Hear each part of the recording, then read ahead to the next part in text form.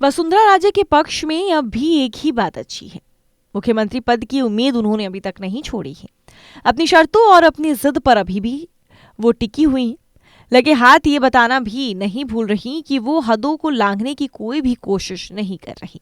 हालांकि उनकी मुलाकात अभी तक बीजेपी अध्यक्ष जेपी नड्डा से ही हो पाई है, लेकिन प्रधानमंत्री नरेंद्र मोदी और केंद्रीय मंत्री अमित शाह तक अपना संदेश पहुंचाने का भी मौका वो नहीं छोड़ रही। वो इसी कोशिश में, इसी प्रयास में लगी हुई किसी भी तरह उनकी जो बात है वो प्रधानमंत्री और केंद्रीय मंत्री अमित शाह तक पहुंच जाए। अपने पूरे राजनीतिक करियर में वो मजबूती से अपनी बात कहती आई हैं। वसुंधरा की छवि शुरू से ही यही बनी है कि जो उनको ठीक नहीं लगता उसके बारे में वो सीधे सीधे और साफ साफ तरीके से कह देती है, चाहे वो अच्छी बात हो या फिर बुरी। 2018 तक जब तक वो मुख्यमंत्री की कुर्सी पर बैठी रही, उनकी बातों को अनसुना कर पाना किसी के लिए भी संभव नहीं था। चुनावों से पहले बीजेपी नेतृत्व राजस्थान की कमान अपने भरोसेमंद आदमी के हाथ देना चाहता था, लेकिन वो नहीं हो पाया। दिल्ली से राजस्थान बीजेपी अध्यक्ष की नियुक्ति तभी हो पाई जब चुनाव के जो नतीजे हैं वो वसुंधरा के खिलाफ आए, जब वसुंधरा राजे चुनाव हार गई। उसके बाद तो राजस्थान का रिमोट दिल्ली के हाथों में आ गया और तब से लेकर अब तक संभव चीजें दिल्ली ही तय कर रही है, सिवा उन चीजों की जिनके लिए वसुंधरा राजे की मंजूरी की जरूरत होती है। ऐसा ही एक काम रहा वसुंधरा राजे को धौलपुर से दिल्ली शिफ्ट करने का। इसमें काफी कोशिश भी की गई, जिसमें दिल्ली संभव नहीं हो पाई। वसुंधरा राजे के हाथ से राजस्थान की डोर तो पहले ही छूट चुकी थी, अब तो पकड़ के भी काफी बाहर जा चुकी है।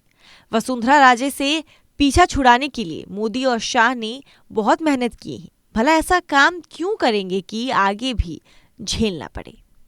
3 दिसंबर 2023 को विधानसभा चुनावों के जो नतीजे आने के बाद मध्य प्रदेश और छत्तीसगढ़ नहीं बल्कि सबसे ज्यादा हलचल राजस्थान में देखने को मिली।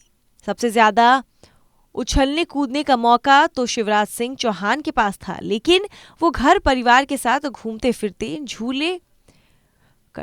छोले भटूरे खाते और लोगों से मिलने में ज्यादा व्यस्त हो गए। छत्तीसगढ़ में रमन सिंह ने भी ऐसा कुछ नहीं किया और अनावश्यक विवाद हो, लेकिन वसुंधरा राजे ने अलग रास्ता अपनाया। पिछली खबर आई कि 20 बीजेपी विधायक वसुंधरा राजे से मिलने उनके आवास पर पहुंच गए। बाद में संख्या बढ़कर 25 बताई गई और आखिर तक 70 विधायकों के वसुंधरा राजे के संपर्क में होने का दावा भी किया गया। मतलब 3 राज्यों में जहां बीजेपी ने चुनाव जीता है, जिसमें से 2 राज्यों में काफी शांति फैली हुई है, एकदम आराम से मामला चल रहा है, लेकिन राजस्थान में जो है हलचल काफी ज्यादा तेज रही।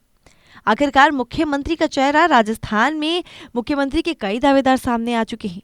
अब ऐसे में मुख्यमंत्री का चेहरा कौन होगा ये जानना काफी दिलचस्प है, लेकिन इस रेस में सबसे ज्यादा कोई कूदता और सबसे ज्यादा दिलचस्पी कोई ले रहा है तो वो है वसुंधरा राजे।